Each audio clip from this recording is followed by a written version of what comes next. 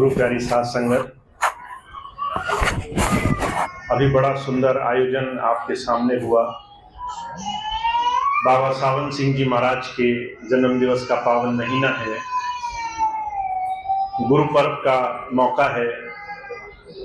गुरु को हम याद कर रहे हैं और साथ साथ अपने महापुरुषों के दिए हुए जो भी हमारे जीवन में रास्ते हैं, जो भी उन्होंने ध्येय हमारे लिए रख छोड़ा है, उसकी तरफ हम अपने जीवन में हमेशा चल सकें, अपने जीवन में उस दिशा में आगे बढ़ते रहें। ये हमारे जीवन का वो लक्ष्य है जिसे हम प्राप्त करना चाहते हैं। आप सभी लोग और बहुत सारे ऐसे लोग संसार में आज के समय में 24 घंटे निरंतर लगातार अपने जीवन में बड़ी तेजी से आगे भाग रहे हैं। हुजूर कहा करते थे, समय एक ऐसा चक्र है जिसके गुजरते देर नहीं लगती। समय के साथ साथ हम अपने जीवन में कब अपने इस मनुष्य जीवन की बड़ी विशेष खास धरोहर को हर पल हर क्षण अपने हाथ से गंवा रहे हैं। बड़ी तेजी से यह समय हाथ से निकल रहा है। इस चीज का एहसास हमें अपने जीवन में बहुत देर में होता है, पर वो भाग्यशाली हैं जिन्हें अपने जीवन में अपने हर क्षण में हर पल में अपने जीवन को संपूर्ण करने का मौका मिलता है।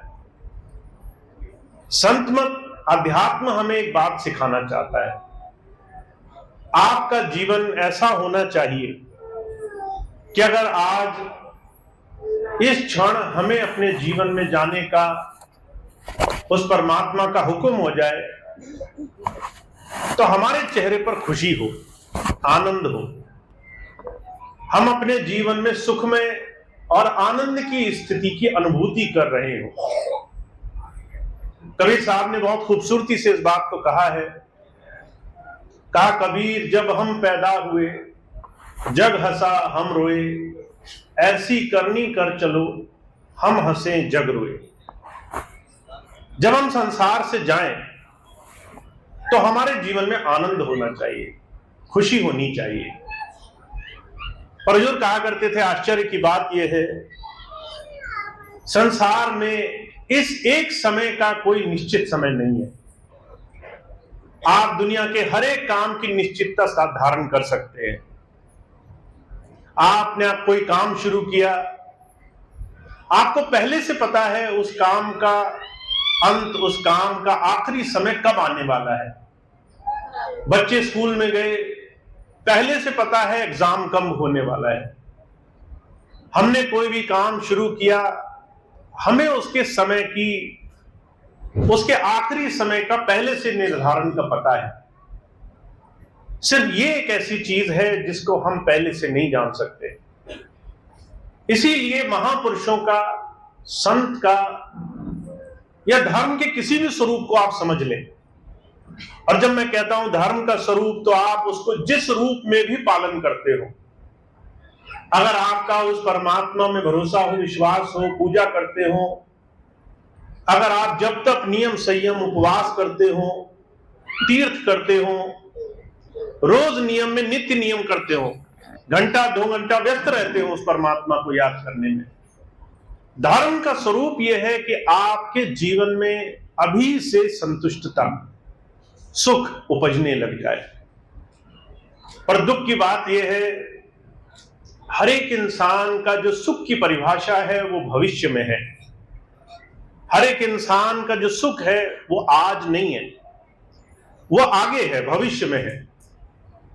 अगर मैं आपसे कहूं कि आप अपने जीवन में सुखमय हैं, तो आप कहेंगे प्रमोशन मिल जाता तो शायद खुशी मिलती, गाड़ी मिल जाती, नई गाड़ी वो चलाते खुशी मिलती, त्योहार आएंगे, नए कपड़े मिलेंगे, शायद तब खुशी मिलेगी, छुट्टी मिलेगी तब खुशी मिलेगी। दुनिया के हर एक इंसान का जो सुख का, उसका डेफिनेशन, उसकी परिभाषा है, वो भविष्य में है। और कबीर साहब कहते हैं इसी बात का डर है तुम अपना आज, वर्तमान, ये समय, ये क्षण कैसे जियोगे, ये तुमने अभी सीखा नहीं है। तुम सिर्फ भविष्य की आशा में हो, इसलिए जीवन सार्थक नहीं हो पाएगा। इस बात को समझ लो कि ये जीवन हाथ से फिसल जाएगा। तुम्हारे हाथ में जो ये सुनहरा मौका मिला है, ये तुम्हारे हाथ से चला जाने वाला है, क्योंकि तुमने आज को बनाना शुरू नहीं किया। तुम आज में अपने आप से सुखी होना शुरू नहीं हो पाए। तो धर्म का सिर्फ एक स्वरूप है, अपने आज को अपने हाथ से न जाने दो। अपने आज में वो काम करो जो तुम अपने जीवन की सफलता मानते हो। अब हर एक इंसान की सफलता की परिभाषा कुछ और है, पर हमारे स्वामी जी महाराज कहते हैं, जो भी तुम्हें सफलता की परिभाषा लगती हो वहीं से तुम शुरू करो। अगर सफलता की परिभाषा यह है कि मैं अपने जीवन में बाहर भौतिक रूप में, सांसारिक रूप में मैं आगे बढ़ूं, तो मेरे लिए वो ही परिभाषा से मैं आगे बढ़ूंगा, और उसके लिए मुझे अपने उस जीवन में संपूर्ण रहना है। इसलिए स्वामी जी महाराज ने 3 हिस्सों में हमारे जीवन की परिभाषा कही। आपको जीवन में जो सबसे बड़ा सुख मिलना है, जिसे मोक्ष कहते हैं, वो सूक्ष्म की अवस्था में मिलेगा, वहां जहां पर शरीर नहीं रहेगा। पर सूक्ष्म को जानने के लिए आपको इस शरीर को समझना पड़ेगा। इस शरीर से जो भी आप कर रहे हैं उसको आपको साधना पड़ेगा, उसको आसान बनाना पड़ेगा। उसमें अनगिनत जितनी भी परेशानियां आपको उलझा कर रखी हैं, उसमें आपको सरलता लानी पड़ेगी। इसलिए हमारे स्वामी जी कहते हैं, आपको अपने बाहरी जीवन में पहले मन, वचन, कर्म से सरलता लाने का प्रयास करना है। अब ये बात हम कैसे समझें, सरलता हम कैसे ला सकते हैं? ये बात मान करके कि सृष्टि में हमारे चलाने से कुछ चल नहीं रहा। कहा, राई बढ़े न तिल घटे जो लिखिया करता। परमात्मा ने इस संसार की रचना करी और एक एक छोटी सी छोटी चीज को उसने अपने हाथों से पिरो करके रखा है। आप सिर्फ चीजों के अर्थ निकाल सकते हो, आप चीजों को बदल नहीं सकते। आप घर से बाहर जाओ, आपको नहीं पता रास्ते में क्या होना है। आप बड़े बड़े मन में विचार रखो कि मैं ये बन जाऊंगा, वो बन जाऊंगा, बहुत मेहनत करते रहो, अचानक उस दिन पहुंचो जब काम बनना हो और सारे काम बिगड़ जाए। आप किसी भी चीज पर बस नहीं रखते। जो भी आपके जीवन में हो रहा है उसको आप किस तरीके से देखते हो, उसमें आप जीवन में कैसे संतुष्ट होते हो, ये आपके जीवन की सबसे बड़ी उपलब्धि होने वाली है। हुजूर मिसाल फरमाया करते थे, महात्मा बुद्ध के जीवन की घटना आती है। एक उनका शिष्य हुआ, प्रिय शिष्य, उनका नाम पूर्ण था। पूर्ण ने सारा जीवन गुरु जी की सेवा करी, दिन रात 24 घंटे जैसे गुरु जी कहते वैसे ही वो रहता था। धीरे धीरे उसकी हालत ये हो गई कि उसने प्रश्न ही करने बंद कर दिए, इतना वो सहज हो गया। अगर कोई चीज उसके मन मुताबिक नहीं है तो भी उसकी चिंताएं समाप्त हो गई, जो जैसा है उसको वैसे ही राजी रहने लग गया। गुरु जी ने पूर्ण की अवस्था देखी, न इसको सुख सुख लगे, न इसको दुख दुख लगे, न इसको अच्छाई का शौक, न बुराई का शौक, न इसको मान बड़ाई, न प्रतिष्ठा, किसी चीज में ये एक जैसा हो गया, समरस हो गया। अगर गुरु जी कहते थे दिन है तो रात को भी दिन बोलता था।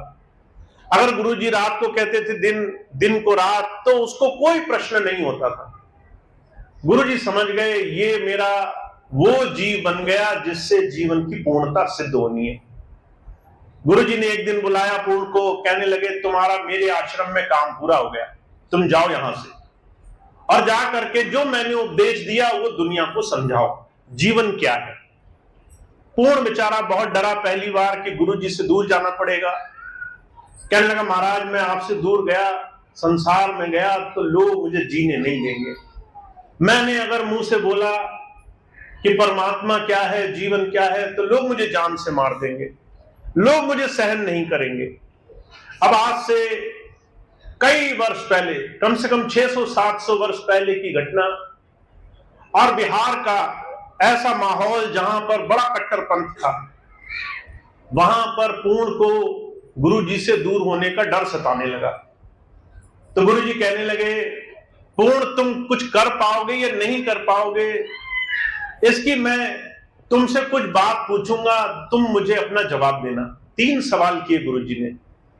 पूर्ण से कहा कि तुम जाओ, सत्संग करो, लोगों के बीच में बैठो, लोग तुम्हारी बुराई करेंगे, लोग तुम्हारी बात पसंद नहीं करेंगे, तुम जो बोलोगे उसका खंडन करेंगे, उसमें गलतियां ढूंढेंगे, तुम्हें बहुत अपशब्द बोलेंगे, उस वक्त तुम क्या करोगे? तो पूर्ण बहुत सोचने के बाद कहने लगा, गुरुजी मैं क्या कर सकता हूं, मैं तो अकेला आदमी, वो सैकड़ों की तादाद में होंगे, अगर मैंने कुछ बोला उन्हें अच्छा नहीं लगा, वो बुरा करने लगे, बुरा बोलने लगे, तो मैं तो प्रार्थना करूंगा आपके सामने, मैं कहूंगा हे गुरु तेरा धन्यवाद है, कम से कम सिर्फ गालियां निकाल रहे हैं, सिर्फ बुरा बोल रहे हैं, कम से कम मुझे मार तो नहीं रहे, मैं देखूंगा कि आपकी इसमें भी कृपा है, सिर्फ बुरा बोल रहे हैं, मुझे मार नहीं रहे, अगर मारते तो मैं क्या करता, मैं तो तब भी कुछ नहीं कर पाता। गुरुजी ने दूसरा सवाल पूछा, कहने लगे अगर तुम्हें वो मारने ही लग जाए फिर क्या करोगे? तो पूर्ण कहने लगा, महाराज मैं तो आप ही से विनती करूंगा कि अच्छा हुआ सिर्फ मार रहे हैं, कम से कम जान से तो नहीं मार रहे, अगर जान से ही मारने लग जाए तो मैं इनका क्या बिगाड़ लूंगा। पूर्ण से तीसरा सवाल बुद्ध ने पूछा, अगर तुम्हें जान से ही मारने लग जाए कि आज तुम्हारा सर्वस्व नाश कर देंगे फिर क्या करोगे? तो कहने लगा, महाराज मैं तो शुक्र मनाऊंगा कि चलो झंझट कटा, जंजाल दूर हो गया, एक ही बार में सफाया हो गया, रोज रोज की दिक्कत नहीं झेलनी पड़ी। जब ये बात कही तो गुरुजी बड़े खुश हुए, कहने लगे जीवन का जो सबसे बड़ा सार है पूर्ण तुम वो पा चुके हो। जीवन का सार क्या है? चाहे कितनी ही विपत्ति आए, कितनी ही परेशानी हो, कितना ही दुख हो, फिर भी तुम उस प्रभु को देख पाओ, फिर भी तुम उस परमात्मा की दया को देखने का नजरिया रख सको, तुम्हें हर विपत्ति परेशानी में भी ये दिखे कि तुम अकेले नहीं हो, तुम्हारे पीछे वो मालिक खड़ा है। तुम जीवन में अगर अब भी खड़े हो तो इसके पीछे भी परमात्मा तुमसे कुछ कराना चाहता है। और जब ये बात कही तो उन्होंने एक और बात पूर्ण को कही कि पूर्ण तुमने जो पा लिया है वो पाने के बाद तुम मृत्यु से भी ऊपर हो, अमृतत्व में हो, तुम्हारे जीवन में मोक्ष क्या है ये तुम प्राप्त कर चुके हो, अब तुम्हें कोई मार नहीं पाएगा। तुम्हें मारने के लिए लोगों को तुम्हारी आत्मा को मारना पड़ेगा जो उनके हाथ में नहीं है। तो जो कहा करते थे हम तब तक अपने जीवन में अधूरे हैं, तब तक दुखी हैं जब तक भविष्य में जी रहे हैं, जब तक अपना वर्तमान नहीं संभाला है। हमारा वर्तमान कैसे संभलेगा? आज हम यहां हैं, हम यही रहें, तन से, मन से, वचन से, बस इस क्षण में रहें, इस क्षण से आगे ना जाएं, इस क्षण को पूरा कर लें, तभी हमारे जीवन में हम अपने जीवन को सार्थक करेंगे। हमारे स्वामी जी अक्सर एक बड़ी सुंदर घटना सुनाया करते थे। एक पंडित जी थे, उनके पास एक लड़की थी और जो है दूसरे किसी गांव में किसी वो पंडित के लड़के के साथ अपनी लड़की का रिश्ता पूरा करने के लिए उन्होंने बात चलाई। जब लड़के वाले देखने आए तो लड़की ने एक शर्त रखी कि अगर ये पूरा ब्राह्मण, पूरा पंडित होगा तो भगवान में विश्वास रखता होगा, अगर ये विश्वास रखता है तो ही मैं शादी करूंगी। जब ये बात कही तो पंडित जी थे, उन्हें तो गर्व था ही कि मैं तो वैसे ही ब्राह्मण कुल का हूं, भगवान के अलावा मैंने कुछ किया ही नहीं जीवन में, भरोसा ही भरोसा, सारे जीवन में मैं भरोसा ही कर रहा हूं, मेरे लड़के ने भी आगे पंडिताई करनी है। पंडित जी कहने लगे ये भी कोई पूछने की बात है, हमारा तो भरोसा ही सिर्फ ईश्वर में है, हम तो सिर्फ उसी के भरोसे हैं, तुम आंख मीच करके शादी करो। लड़की ने प्रस्ताव स्वीकार किया, शादी हुई। जब पहली बार घर में आई, शादी के बाद जब पति ने पहली बार कहा कि भाई मेरे को बाहर जाना है जजमान के यहां और जाना है कुछ दूर पे, 2-4 दिन लगेंगे, तुम मेरा एक काम करो। पत्नी ने पूछा क्या करूं? पति कहने लगा मुझे 2-4 दिन का सामान बांध दो, खाना पीना जो भी जरूरी हो, कहीं बाहर मिले ना मिले, जब ये बात कही तो लड़की दहाड़े मारकर रोने लगी, चीख चीख करके रोने लगी, कहने लगी धोखा हो गया मेरे साथ। अब लोग बड़े हैरान, घर इकट्ठा हो गया, क्या हो गया धोखा। जब सारे इकट्ठे होकर आए, पूछने लगे रो क्यों रही हो। कहने लगी तुम तो कहते थे ये भरोसा करता है, इसे तो यही भरोसा नहीं कल रोटी मिलेगी नहीं मिलेगी, इसे यही भरोसा नहीं कल मेरा क्या होगा, घर से सामान बांधने की चिंता में है, जिसको ये नहीं मालूम कि परमात्मा अगले पल की देगा नहीं देगा, ऐसे इंसान के साथ तो मेरा जीवन बनकर धोखा हो गया। तो जो कहा करते थे अगर हमारे जीवन में हम सिर्फ इस बात की चिंता करें कि कल क्या होगा तो हमारा आज बिगड़ जाता है। इसलिए हुजूर कृपाल सिंह जी महाराज बड़ा जोर देते थे, कहते थे सामान 100 बरस का पल की खबर नहीं, आगाह अपनी मौत पर कोई बसर नहीं। 100 वर्षों का सामान है हमारे पास। आप अपने घर में जाकर देखना, अपनी अलमारियां खोलकर देखना, आप अपनी तरह तरह की चीजें बैंक बैलेंस में देखना। ये चिंता है आज नहीं बुढ़ापे के बाद क्या होगा, हमारा 60 के बाद 70 साल के बाद क्या होगा, हमारा और आगे चलकर क्या होगा। जमीनें खरीदने में लगे हैं लोग, इतना परेशान हैं कैसे संसार में जोड़ जोड़ करके इकट्ठा कर ले। और जो कहा करते थे ये जो जोड़ने की हमारी आदत है, तरह तरह संसार में संचय करने की, बहुत सारा जमाने की आदत है, इसमें हम अपना वर्तमान बर्बाद कर रहे हैं। इसमें हम आज अपने अंतर शांति की तरफ नहीं है, हम हमेशा अशांति की तरफ दौड़ लगा रहे हैं। तो संत आते हैं, कहते धर्म की तो समझ संसार ने खो रखी है, क्योंकि धर्म कहता है पहले अपने आप से आज इस वर्तमान में थोड़ा सुख मनाओ, थोड़ा अपने जीवन में उस दिशा में भी बढ़ो जहां से तुम्हारे अंदर से तृप्ति आना शुरू हो। एक बार भगवान स्वामी रामकृष्ण परमहंस से किसी ने पूछा कि हे प्रभु ये बताइए संसार में काफी क्या है, अगर मुझे 100 वर्ष का मिल जाए तो क्या वो पर्याप्त होगा। तो स्वामी रामकृष्ण परमहंस कहने लगे पर्याप्त तो सिर्फ एक चीज है, उसके अलावा संसार में कभी किसी का पेट भरेगा नहीं। किसी ने पूछा क्या वो चीज है, कहने लगे जो प्राप्त है वही पर्याप्त है, जो तुम्हारे हाथ में अभी है वही तुम्हारा है, उसके अलावा तुम्हारा कुछ नहीं। अगर तुम इस उम्मीद में भागते रहे कि जो कल मिलेगा उसके बाद सुख है, तो जीवन में दौड़ नहीं खत्म होगी। तो संत आते हैं, कहते भविष्य में जाने से पहले वर्तमान में आओ, अपने आज को अच्छा करो। और आज को अच्छा करने के 2 साधन हैं। पहला साधन ये कि आपको इस चीज की समझ होनी चाहिए कि आपके पास हजारों लाखों वर्षों का समय नहीं है, आपके पास अनगिनत सुविधाएं नहीं है, आपके पास हर चीज कर लेने के अकूत मौके आपको नहीं मिलेंगे। आपको जीवन में जो भी करना है वो बहुत कम समय में करना है। दूसरी चीज ये, आपको कोई भी भला काम करने, कोई भी बड़ा काम करने के लिए बहुत दूर जाने की जरूरत नहीं है। आपको वहां शुरू करना है जहां पर आप हो, जहां परमात्मा ने आपको बिठाया है। वो आपका गृहस्थ है, आपका घर है, आपके आसपास के तमाम वो परिवारजन, वो सभी लोग हैं जिनके साथ आप मन बुद्धि से जुड़े हुए हो।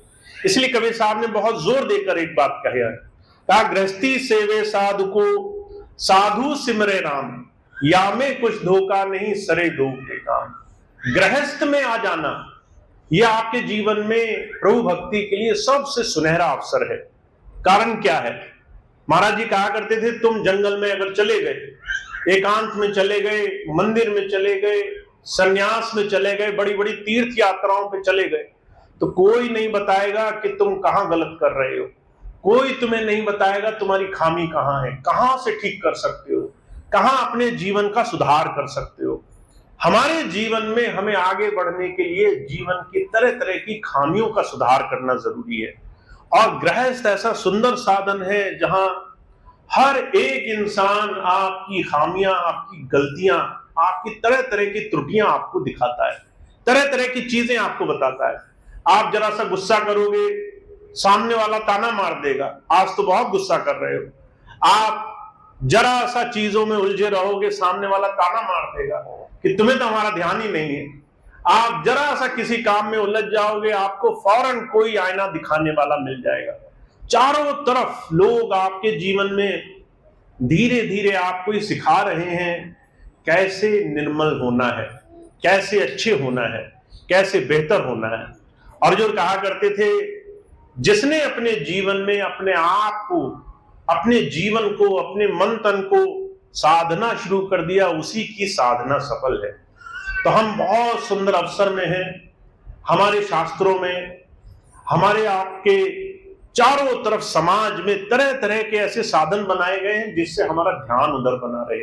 अभी सावन का महीना आने वाला है, अभी बाबा सावन सिंह जी महाराज के जन्म दिवस का मौका चल रहा है, गुरु पर्व आने वाला है। तरह तरह से ये साधन बनाए कि कैसे आपको याद बनी रहे, आपके व्यस्त जीवन में आपको याद बनी रहे कि जीवन में हमने सही दिशा में कैसे बढ़ना है, कैसे अपने जीवन को हमने हर एक तरह से साध लेना है, कैसे अपनी हर छोटी सी छोटी चीज को सही बनाने की कोशिश करनी है। तो महाराज जी सिर्फ एक बात कहते हैं इस संसार में सिर्फ दो ही रास्ते हैं। एक रास्ता वो जो विलासिता को जाता है, भोग को जाता है। एक रास्ता वो जो भोग में भी योग की तरफ जाता है। तुम्हारे पास सब कुछ हो और तुम मर्जी से छोड़ दो, तुम्हारे पास सारे साधन हो और तो भी तुम्हें उससे और अच्छी चीज की तरफ मन लगा रहे। इसलिए जब महापुरुषों ने इस बात की तुलना करी है तो बड़े सुंदर सुंदर प्रकरणों से करी है। कहा, जैसे जल में कमल निरालम मुर्गाए निशाने, सूरत शब्द भव सागर तरिए नानक नाम मखाने। गुरु नानक देव जी महाराज कह रहे हैं, कहते कीचड़ में कमल की तरह बनो। कमल की खूबसूरती क्या है कि वो सबसे सुंदर पुष्प कहा जाता है, सबसे सुंदर फूल, पर उसकी खासियत यह है वो निर्लेप है, निर्बंध है। उसके ऊपर न पानी की बूंद, न कीचड़ की एक बूंद, किसी चीज का भी असर नहीं रह सकता। फिर उसे कीचड़ के तालाब में उगने में कोई आपत्ति नहीं है, फिर तुम उसे कहीं भी उगाओ, क्योंकि उसे पता है चाहे तुम उसे कीचड़ में भी रखोगे तो भी वो कीचड़ नहीं कहलाएगा, तो भी वो कीचड़ में नहीं रहेगा, तो भी उसका स्वरूप सबसे सुंदर रहेगा। तो महापुरुष कहते हैं आपका और हमारा जीवन ऐसा होना चाहिए कि हम कहीं भी रहें, हजारों विपत्ति, तरह तरह की परेशानियां, दुनिया के तनाव, लोग अच्छे नहीं, काम अच्छा नहीं, व्यापार अच्छा नहीं, फिर भी हम अंदर से इतने मजबूत हों कि हमें हमेशा इस बात का सुख हो कि हम जीवन में जिस दिशा में बढ़ रहे हैं वो हमें अंदर आत्म संतुष्टि से जोड़ेगा। क्योंकि जो इस तरह तरह के साधनों में लगा रहता है, हुजूर कहा करते थे, पिछले दिनों मैंने एक बहुत सुंदर स्वामी जी का वक्तव्य सुना। स्वामी जी से किसी ने पूछा, स्वामी जी इस संसार में इंसान को वही मिलता है जो उसके भाग्य में होता है। स्वामी जी कहने लगे ये बात सही भी है और गलत भी है। तो उसने पूछा गलत कैसे हुई? सही तो ये हुई कि भाग्य मिल जाएगा, गलत कैसे हुई? तो स्वामी जी कहने लगे भाग्य भी उसी पर पूरी तरीके से संपन्न होता है जो अपने जीवन में आगे बढ़ने में यकीन रखता है, जो किसी भी तरीके से आलस्य में है, जो हर तरीके से उस परमात्मा पर छोड़कर अपने कर्म को छोड़ बैठा है, उसके ऊपर भाग्य भी उदय नहीं होता, उसके ऊपर भाग्य भी मेहरबान नहीं होता। तो आपको सब कुछ मिल सकता है पर आपको आगे बढ़ना नहीं छोड़ना है, आपको जीवन में आगे दिशा में बढ़ते रहना है। तो स्वामी जी कहते हैं आध्यात्म की शुरुआत होगी अच्छा जीवन बनाने से। अच्छा जीवन बनाया करो, अपने मन आवेग को धीरे धीरे सरल बनाओ। आपके पास 5 चीजें हैं जिसको आपको साधने की कोशिश करना है। ज्यादा गुस्सा आए तो कोशिश करो शांति की तरफ कैसे बढ़ना है, उसका तरीका ढूंढो।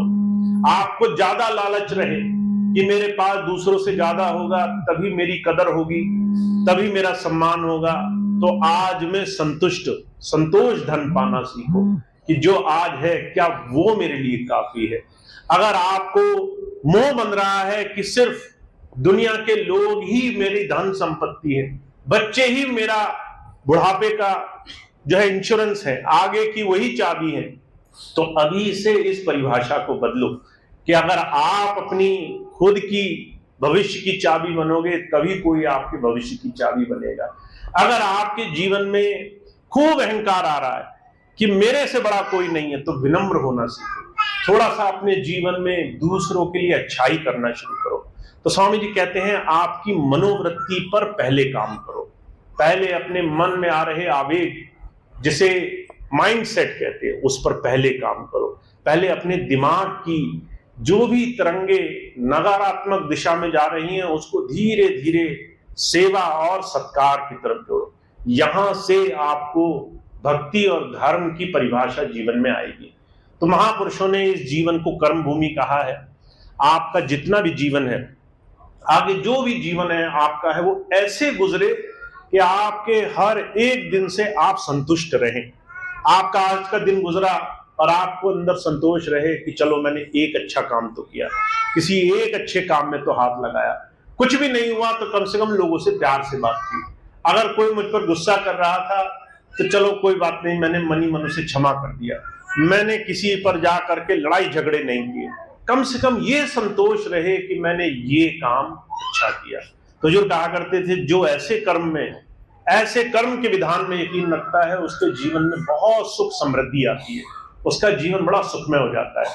और जो लेने के देने कि जिसने जैसा किया उसको वैसा करना है, इस प्रवृत्ति में विचार रखता है तो उसके जीवन में बड़ा संकट आता है। तो संसार में ऐसा जीवन बनाइए जिससे आप अपने जीवन को हर दिन गर्व से देख सकें, खुशी हो, आनंद हो, मन में संतोष हो कि चलो ये काम अच्छा हुआ। तो आपका जीवन आपके अध्यात्म की कुंजी है, आपकी भक्ति का रास्ता आपके आचरण से होकर जाएगा। तो इतनी बात कह के मैं अपनी बात समाप्त करता हूं। आप सभी भाई बहन अपने आप में ऐसा जीवन की तरफ बढ़ना शुरू करें जिससे आपके अंदर संतोष हो। जब भी आप आंखें बंद करें तो मन में ऐसा शांति और ऐसा ठहराव हो कि आपको जरा सा भी व्याकुलता ना हो।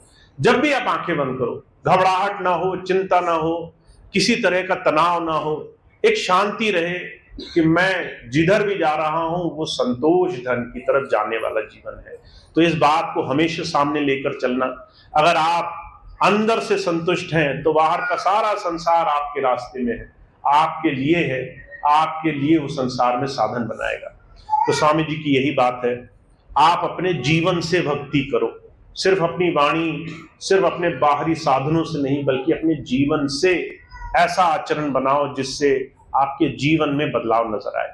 तो इतनी बात कह के मैं अपनी बात समाप्त करता हूं। आप सभी को इन तमाम पर्वों की बहुत बहुत शुभकामनाएं, गुरु पर्व की शुभकामनाएं, आपको महाराज जी के जन्मदिन की, आपको सावन और सावन में जो भी भक्ति का स्वरूप है जिसको आप पालते हैं, जीवन में मानते हैं, उसकी बहुत बहुत शुभकामनाएं। आप इससे जीवन जिए। अब इतनी बात कह के मैं अपनी बात समाप्त करूंगा। एक दो बातें मैं आपको बता दूं, उसके बाद आप अपने जीवन में खूब इन बातों को, इस दिशा को अपने जीवन में बना के रखें। अभी आपने देखा हम सब ने एक छोटा पौधा कुछ भाई बहनों को उपहार किया। जो भी भाई बहन इस वक्त इस चीज को समझ रहे हैं, हमारे जीवन में हर एक चीज का संतुलन ही सब कुछ है। आप हर चीज ले नहीं सकते हैं।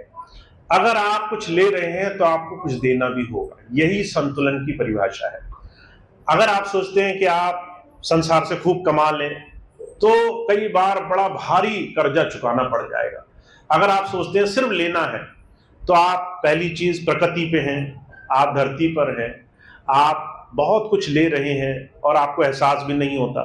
तो आपको थोड़ा सा इस प्रकृति को कुछ ना कुछ, किसी न किसी रूप में देने का प्रयास करना चाहिए। तो हमारे स्वामी जी महाराज का हमेशा से बहुत वर्षों से एक ही अभियान रहा।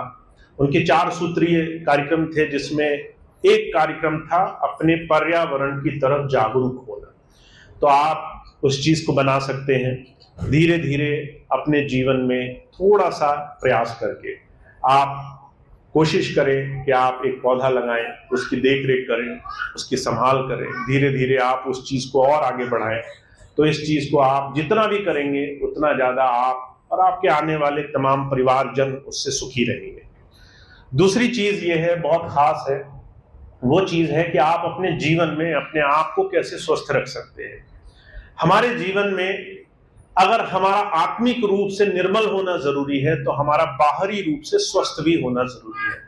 मैं बहुत से भाई बहनों को देखता हूं, हमारे पास आने वाले बहुत से भाई बहनों में से अगर 100 में से 90 भाई बहन वो शरीर के रोगों से बहुत परेशान हैं, कि उनके शरीर में दर्द है, पीड़ा है, गठिया है, बीमारी है, उनको शुगर है, ब्लड प्रेशर का, उन्हें थायराइड, तरह तरह की बीमारियों से लोग परेशान हैं। और इस तरह की परेशानियों में लोग बहुत ज्यादा दुखी हैं। जब ये बात मैंने हमारे एक सत्संगी प्रेमी भाई से पूछी कि जो सत्संगी होता है वो जीवन बड़ा सादगी से, सात्विकता से काटता है, न शराब पिएगा, न मांस खाएगा, न गलत तरह का जीवन होगा, तो इतने रोग कैसे लग जाते हैं? तो उन भाई ने मुझे एक बात कही जो मैंने बहुत समय से अपनी संगत में सभी भाई बहनों को बतानी शुरू की है। आपके जीवन में आप सिर्फ शराब पिए या मांस खाएं या गलत तरीके का बाहरी कुछ खान पीन रखें, उसी से ही आप रोगी नहीं होते। आपके जीवन की जो सरलता है, आपके जो शरीर की स्वच्छता है, वो एक और चीज से जुड़ी है। वो है आप क्या खा पी रहे हैं, आपका आहार कैसा है, आहार के बारे में आप क्या जानते हैं। तो उन्होंने जो 2-3 चीजें बताई वो मैंने आपको बतानी शुरू की है। पहली चीज ये है, आहार से आपका संबंध कैसा है। जब आप खाने को देखते हैं तो आपके मन में क्या विचार उपजते हैं। बहुत से लोग जब घर से बाहर निकलते हैं और जब वो खाना देखते हैं मन पसंद का, तो उनके अंदर भोग पैदा होता है। भोग का मतलब तेजी से ज्यादा और अपनी सीमाओं से, क्षमताओं से ज्यादा खाना। तो उन्होंने मुझे एक बात बताई कि हर एक इंसान के शरीर में अगर खाने की थैली 800 ग्राम की है, वो 800 ग्राम की थैली में आप किसी भी कारण से क्षमता से ज्यादा भरोगे तो क्या होगा। अगर मैं आपको कहूं कि एक थैली है जिसमें सिर्फ 800 ग्राम चीज आ सकती है, आप उसमें दुगना भर दो तो क्या होगा, वो फट जाएगी। जब फट जाएगी तो जाहिर सी बात है जो भी आप उसमें संभालना चाहते थे वो सब बिखर जाएगा। ऐसे ही शरीर की स्थिति है। भोजन का अगर भोग से नाता है, यानी कि इच्छा, लालच, किसी की जबरदस्ती, आओ भगत सत्कार, या फिर किसी ने कहा ज्यादा बन गया अब क्या करें, बर्बाद नहीं जाने देना है तो उसको खा लो, ऐसी तरह तरह की जो प्रवृत्ति होती है भोजन की, कि भोजन ना बर्बाद जाए ना खराब हो, कोई जिद कर रहा है, कोई प्यार से खिला रहा है, ऐसी तमाम चीजों में अगर हमारी एक आदत है कि हम सिर्फ ज्यादा खा लें तो आप रोगी होंगे और रोग से कोई आपको बचा नहीं सकता। और आयुर्वेद और आध्यात्म के हिसाब से 3 सिद्धांत है। 1 बार खाए तो योगी, 2 बार खाए तो भोगी, और 3 बार खाए तो रोगी। और आजकल लोग कितनी बार खाते हैं? 6 बार खाते हैं लोग। मैंने गिना है, आप भी गिने। अगर आप सुबह और दोपहर के बीच में खाएंगे वो भी गिना जाएगा। तो आप कहेंगे मैंने क्या खाया, सिर्फ एक बिस्कुट खाया, सिर्फ एक लड्डू खाया, ये कौन खाया हुआ, वो भी गिनो। तो आपने अगर दिन में 6 बार खाया और फिर आप रोए, आपने तरह तरह से पैसे बर्बाद किए, आपके पैसे चले गए, डॉक्टरों ने खूब पैसे ले लिए, तो उसका जो जिम्मेदारी है वो आपकी है, क्योंकि आपने आहार से जो संबंध है वो भोग का बना रखा है। जब भी आप भोजन को देखें तो पहले अपने मन में एक थोड़ा सा धीरे धीरे परिवर्तन लाना शुरू करें। आहार का संबंध स्वास्थ्य से है। खाना नहीं मिलेगा तो शरीर नहीं चलेगा, सीधी सी परिभाषा ये है। शरीर को चलाने के लिए खाना है, शरीर को डुबाने के लिए नहीं खाना है। तो आप अगर ये छोटी सी बात समझ जाएं और थोड़ा नियम संयम रखें कि आप अपने ज्यादातर समय में अपने भोजन को संयम में रखेंगे, तो अगर आपने हफ्ता भर सप्ताह का समय बांधा, सप्ताह में कोशिश करें कि कम से कम ज्यादा से ज्यादा समय आपका ऐसा जाए कि समय भोजन का बंधा होना चाहिए। वो समय निकल गया तो भोजन खत्म, फिर आप भोजन नहीं कर सकते। तो समय से भोजन को बांध दीजिए और आप नियम बना लीजिए कि आप जब भी आपका मन करे, जब भी दिन ढल रहा है, जब भी रात हो रही है, देर रात हो रही है, हर वक्त खाने पीने का नियम मत बनाइए। क्योंकि अगर आप ऐसा नहीं करेंगे तो आपको सिर्फ भोजन ही रोग दे देगा, शरीर में सिर्फ खाना ही आपकी बीमारियां लगा देगा। तो इसके 2-3 नियम बहुत आसान हैं आयुर्वेद के हिसाब से। पहला नियम यह है कि जो श्रम नहीं करता है, जो हल नहीं जोतता है, जो रिक्शा नहीं चलाता है, जिसको 24 घंटे बहुत मेहनत नहीं करनी है, जो शरीर की बहुत मेहनत नहीं करता है, वो 3 टाइम भोजन ना करे। 3 टाइम भोजन मत करिए, 2 टाइम आपके लिए पर्याप्त है। आपको कोई बीमारी नहीं होगी, ये मैं अभी लिख के देने को तैयार हूं। पर अगर आप 6 समय खाएंगे तो आपको तरह तरह की ऐसी बीमारियां लगेंगी जिसको आप सोच भी नहीं सकते थे।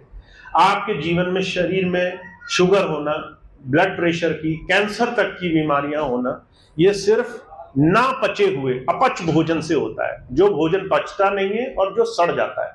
तो आप क्या करें, कोशिश करें 2 बार दिन में कम से कम ही भोजन करें।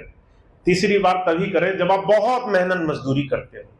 दूसरी बात, अगर आप किसी के घर गए, मेहमान नवाजी में गए, किसी ने जिद कर लिया, किसी ने प्यार से खिला दिया, कोई नहीं माना, तो क्या करें, तो एक छोटा सा नियम पालन करें। हफ्ते में 1 दिन कोशिश करें आप उपवास रखें। उपवास में और व्रत में बड़ा अंतर होता है। लोग एकादशी का व्रत रखते हैं, लोग करवा चौथ का व्रत रखते हैं, दूसरे व्रत रखते हैं। व्रत में ज्यादा खर्चा हो जाता है, व्रत में दूसरे आदमी से ज्यादा खा लेते हैं। कहते हैं कि हम रोज तो नहीं खाते, तो एक दिन मिला तो हम अच्छी अच्छी चीजें खा लें। व्रत करने को नहीं कहा जा रहा है, उपवास करने को कहा जा रहा है। उपवास का मतलब हफ्ते में 1 दिन ऐसा जिस दिन भोजन को नहीं खाना है, किसी भी प्रकार के। आप जल पिए, आप नींबू पानी पिए, और जो बहुत कमजोर हैं वो परामर्श लें। पर जो भाई बहन बहुत ज्यादा शरीर की समस्याओं से परेशान हैं, तो वो हफ्ते में, और हफ्ते में नहीं तो 2 हफ्ते में 1 बार जरूर उपवास रख सकते हैं। आप 24 घंटे ना रख पाए, आप 12 घंटे 14 घंटे रखें, और कोशिश करें कि धीरे धीरे इसको थोड़ा सा करने की कोशिश करें। तीसरी और सबसे खास चीज, उसके बाद मैं अपनी बात समाप्त करूंगा, 2-3 चीजें अगर आप बदल लेते हैं अपने खाने पीने में, तो आपके जीवन में चमत्कार हो जाएगा। 2-3 चीजें छोड़नी है। ये चीजें मैं खुद भी नहीं खाता हूं, पिछले 5-6 महीने से इन चीजों को मैं नहीं खाने की कोशिश करता। अगर कोई बहुत जिद करे, अगर कोई परेशानी हो तो बात दूसरी, नहीं तो 100 में से 99% चीजें ये मैं नहीं खाने की कोशिश करता। वो कौन सी चीजें हैं? आप सफेद चीजों को धीरे से छोड़ दें या उसका बदलाव कर लें। मजबूरी पड़ जाए तो बात दूसरी। सफेद नमक, उसका विकल्प ढूंढिए। सफेद नमक की जगह आप सीधा नमक खाइए। आप काला नमक या दूसरे कई प्रकार के नमक आते हैं, हिमालयन सॉल्ट आता है, वो खा सकते हैं। पर सफेद नमक खतरनाक चीज है। सफेद चीनी, उसको आप बदलिए। सफेद चीनी पूरी तरह रसायन से, पूरी तरह से केमिकल से, पूरी तरह से ऐसी ऐसी चीजों से भरी होती है। हम अपने छोटे बच्चों को सफेद चीनी देते हैं, उसको दूध में मिलाकर देंगे, मिठाई में मिलाकर देंगे, उनको टॉफी या तरह तरह की चीजों में देंगे। हमें आसान लगता है, बाजार से खरीदी दे दी, सोचा क्या दिक्कत है। बच्चों का मानसिक विकास रुक जाता है अगर बहुत ज्यादा चीनी का सेवन किया जाए। और चीनी का सेवन आयुर्वेद के मानक के हिसाब से अगर आप देखें, अगर मेडिकल साइंस के मानक के हिसाब से देखें, तो सिर्फ 2 चम्मच चीनी एक पुरुष को और 1.5 चम्मच चीनी एक महिला के लिए बताई गई है।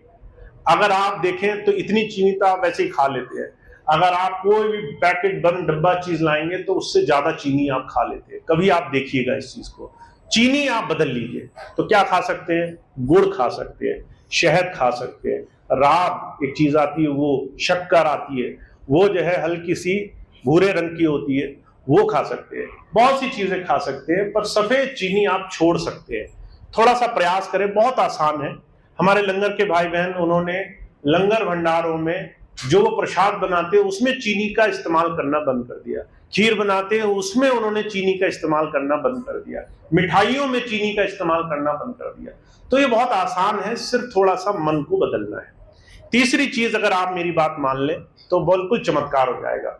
हरदोई में एक भाई हैं, उनको शुगर की इतनी बड़ी समस्या होती थी कि वो बेचारे सुबह सुबह उठते ही पहले गोली खाते थे ताकि उनकी शुगर कंट्रोल हो जाए, जिसे हम फास्टिंग की शुगर कहते हैं। रोज सुबह बिना खाए आपकी शुगर बहुत ज्यादा है और आप बिना गोली खाए, बिना दवाई इंसुलिन लिए आप आगे नहीं बढ़ सकते। और उन्होंने मेरी बात मानी। 2 चीजें, पहला उन्होंने कोशिश किया कि वो धीरे से उपवास को अपनाए। दूसरा उन्होंने किया मोटा अनाज खाए, जितना भी बारीक अनाज है, चाहे वो आटा हुआ, चाहे वो मैदा हुआ, या कोई भी बारीक पिसा आटा, उसको उन्होंने बदल लिया, मोटा अनाज खाया। उसका आप चाहे किसी भी अनाज की, ज्वार बाजरा, कोई भी अनाज की आप रोटी बनाएंगे धीरे से वो आदत में शामिल हो जाएगी, आप आराम से खा सकेंगे, कोई दिक्कत नहीं होगी। तो ये 2-3 चीजें ऐसी हैं जिसका आप पालन करके 80% अपनी बीमारियों से खुद ठीक रह सकते हैं। और महाराज जी बात कहते थे कि कोई भी इंसान ऐसा नहीं है जो कम खाने से मरता हो, लोग ज्यादा खाने से मर जाते हैं। ज्यादा खाने से लोगों के शरीर में रोग होते हैं और शरीर नष्ट हो जाता है। कम खाने से किसी को कुछ नहीं हुआ। तो कम खाने वाला स्वस्थ रहेगा, ज्यादा खाने वाला रोगी हो जाएगा, फिर अलग से दवाइयां खानी पड़ेंगी, अलग से पैसा खर्च करना पड़ेगा। तो इस तमाम चीजों से आप बस एक छोटी सी चीज से बच सकते हैं, संकल्प लेकर के कि कैसे मैं अपने हर रोज के जीवन को सही दिशा में ले जाऊं। तो इतना जरूर करें ताकि आपको जीवन का बहुत बहुत लाभ पहुंचे। तो आज इतनी बात कहकर मैं